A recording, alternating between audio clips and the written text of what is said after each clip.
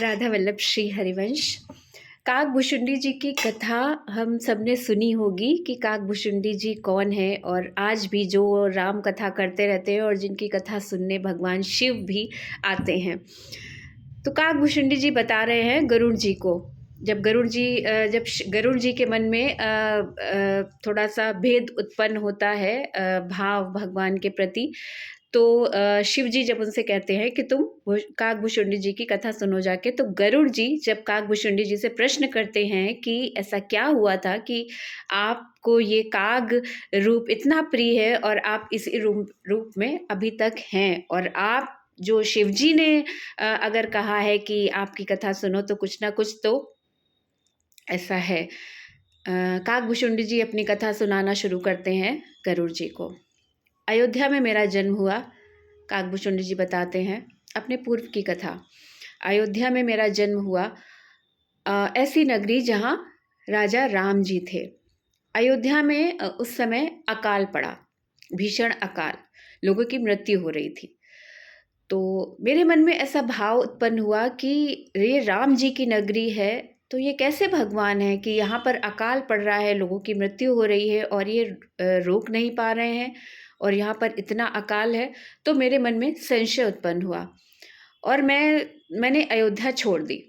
मैं कोई ऐसी जगह के खोज में था जहाँ पर वर्षा हो और जहाँ पे ऐसा अकाल ना हो। तो मैं खोजते खोजते उज्जैन पहुँचा। उज्जैन भोलेनाथ की नगरी, मैं वहाँ पर गया। वहाँ पर मैं रहने लगा और कृपा से, भगवान की कृपा से मुझे एक गुरु मिले। तो उनसे मुझे शिव जी के प्रति प्रेम और भक्ति उत्पन्न हुई और मैंने उनसे दीक्षा ली, और गुरु जी ने भी मुझे शिव मंत्र दिया और मैं शिव मंत्र जपने लगा। और गुरु जी के साथ ही जब मैंने गुरु जी को बताया कि मेरा कोई नहीं है, मैं यहाँ अकेला हूँ, तो गुरु जी ने मुझे मंत्र दिया और वो दया भाव था उनके मन में, तो उन्होंने मुझे अपने साथ ही रख लिया। मैं वहीं पर मंदिर में सेवा करने लगा और गुरु जी से ज्ञान प्राप्त करने लगा। लेकिन मैं जो था मैं बहुत अहंकारी था, बहुत अहम था मुझ में। गुरु जी से मुझे ज्ञान प्राप्त हुआ और शिव जी का भक्त बन गया, ये अच्छी बात है। पर मुझे विष्णु से और वैष्णवों से मुझे मतलब अच्छा नहीं लगता था। उनके बारे में सुन के उनसे मुझे घृणा होने लगी, मुझे पसंद नहीं थे। तो गुरुजी मुझे इस बात के लिए हमेशा टोकते थे और समझाते थे कि ये गलत है, भगवान शिव भी परम वैष्णव हैं, तुम्हें ऐसा नहीं करना चाहिए। पर मैं समझता नहीं था। तो गरुड़ जी पूछते हैं, इतनी विद्या के बाद भी आप में विनय नहीं आया, आपका अहंकार नहीं गया? विद्या ददाति विनयम, विद्या अगर जिसके पास होती है तो उसे विनय आती है, विद्या से विनय आती है। विद्या जिसके पास होती है वो अहंकारी नहीं होता, उसमें विनम्रता होती है। पर काकभूषुंडी जी बताते, नहीं, मैं अहंकारी था और मुझ में विनम्रता नहीं थी। मैं गुरु जी के सामने तो कुछ नहीं बोलता था, लेकिन मैं अंदर ही अंदर अहम में रहता था और मैं विष्णु से और विष्णु भक्तों से मैं द्वेष रखता था, द्वेष बुद्धि थी मेरे अंदर।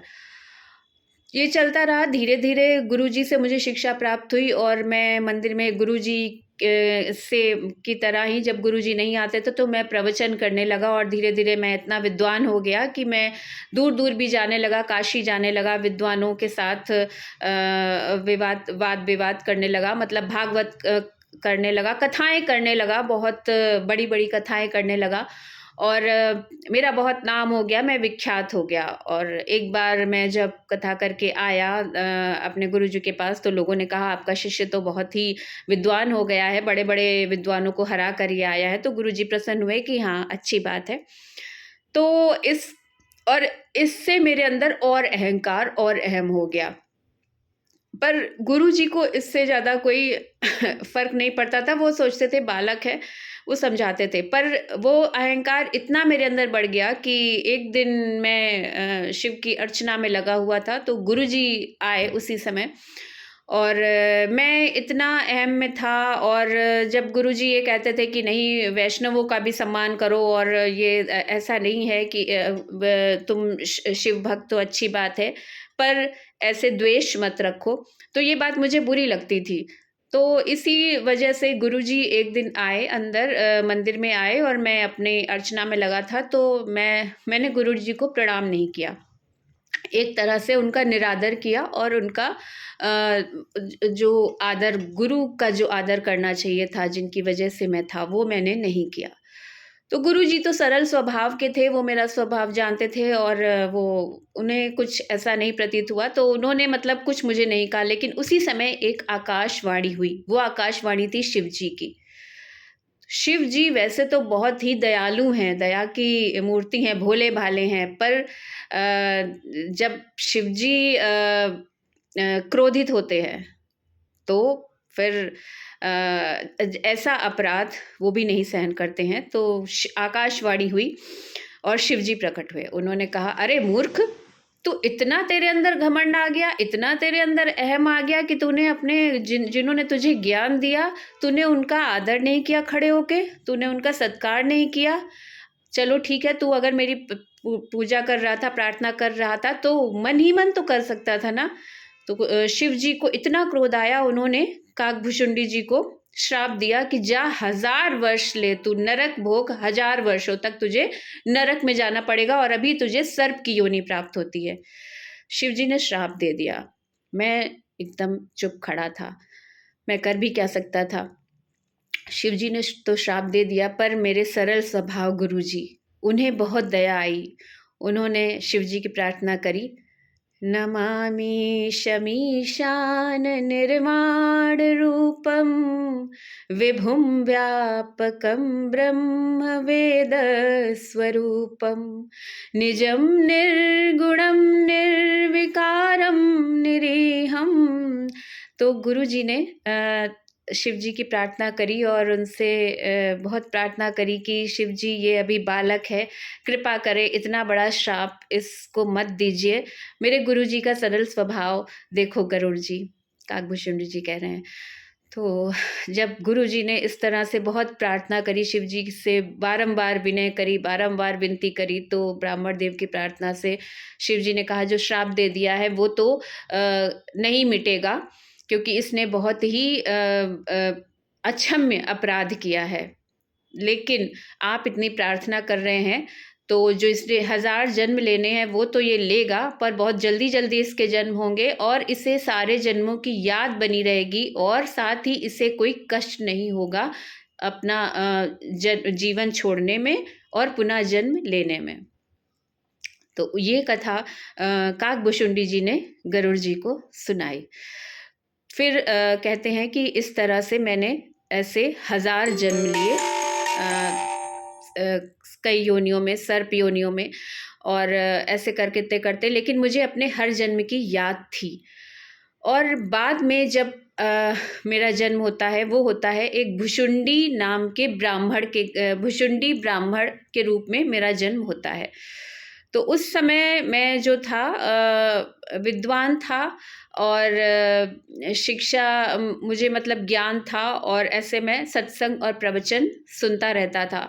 तो ऐसे ही मैं एक प्रवचन में गया था, वहाँ पर मुझे एक ऋषि मिलते हैं जो प्रवचन कर रहे होते हैं, जो बहुत ही अपने को मतलब कहते हैं कि मैं ब्रह्मबोध युक्त हूँ। तो मुझे ये लगा कि जो ब्रह्मबोध संपन्न है, जिसे इस बात का पता है कि सब ब्रह्म है, मतलब द्वैत नहीं है, सब एक है।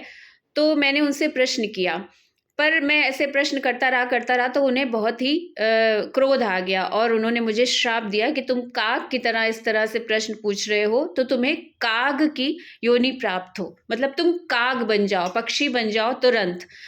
तो जो भुशुंडी जी थे वो तुरंत काग बन गए। तो भुशुंडी ब्राह्मण से उनका नाम पड़ गया काकभुशुंडी। लेकिन तब तक अब उनके मन में कोई ना तो उन लोमस ऋषि के प्रति कोई ऐसा भाव था कि उन्होंने ऐसा क्यों किया। उन्होंने तुरंत वो श्राप स्वीकार किया कि ठीक है। तो जब लोमस ऋषि ने ये देखा कि मैंने इसको काग बना दिया, लेकिन इसके मन में जरा सा भी कोई ऐसा भाव नहीं उत्पन्न हुआ और इसने एक बार भी ये नहीं कहा कि आपने ऐसा क्यों किया, तो लोमस ऋषि को तरस आया और उन्होंने कहा कि उनको अपने श्राप पे थोड़ा खेद हुआ कि मैंने इतनी जल्दी इसको क्यों ऐसे श्राप दे दिया। तो लोमस ऋषि ने कहा, अब श्राप तो नहीं बदल सकता, पर मैं तुम्हें राम मंत्र देता हूँ। और उन्होंने उन्हें दीक्षा दी और राम मंत्र दिया। और फिर काकभुशुंडी जी जो थे, वो जब उस लोमस ऋषि से उन्हें वो मंत्र मिला, और काकभुशुंडी जी को इससे कोई दुख नहीं हुआ। उन्होंने कहा, ये तो बहुत अच्छा हुआ, अब मैं अयोध्या में, वैसे मैं अयोध्या में रहता, अगर भुशुंडी ब्राह्मण के रूप में रहता, तो जब मुझे राम जी से मिलना होता तो मैं जाता, पहले दशरथ जी से पूछता, फिर राम जी से मिलता, और रोज़ नहीं मिल सकता था, कभी कभी मिल सकता था, लेकिन आपने मुझे ये काग का रूप प्रदान किया, ये पक्षी का रूप प्रदान किया है, तो अब मैं जब चाहे तब राम जी को देख सकता हूँ और राम जी से मिल सकता हूँ। तब तक जो काकभुशुंडी जी थे, उनका जो बुद्धि थी वो बहुत ज़्यादा, और वो परम राम भक्त बन चुके थे। और उन्होंने ऐसा मंत्र जो लोमस ऋषि से उन्हें मिला, उस मंत्र को इतना उन्होंने ऐसे जपा, और भगवान की इतनी भागवत में और राम कथा में ऐसे वो लीन हो गए कि जो काकभुशुंडी जी थे, उनकी कथा सुनने स्वयं शिव जी आते थे। और जब गरुड़ जी को थोड़ा मतभेद उत्पन्न हुआ था, राम जी को, जब राम जी उसमें बंध गए थे नागपाश में, तो गरुड़ जी के मन में जब भेद उत्पन्न हुआ कि ये कैसे भगवान है जो नागपाश में बंध गए, तब शिव जी ने कहा था, तुम जाओ और काकभुशुंडी जी के पास जाओ और उनकी कथा सुनो जाके, तब तुम्हारा जो ये मन का भेद है ये समाप्त होगा।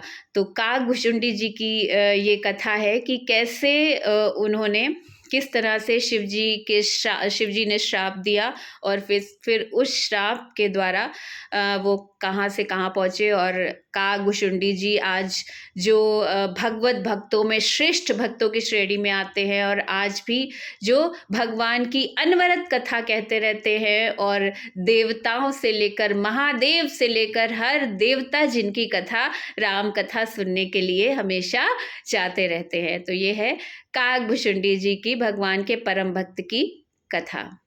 राधा वल्लभ श्री हरिवंश।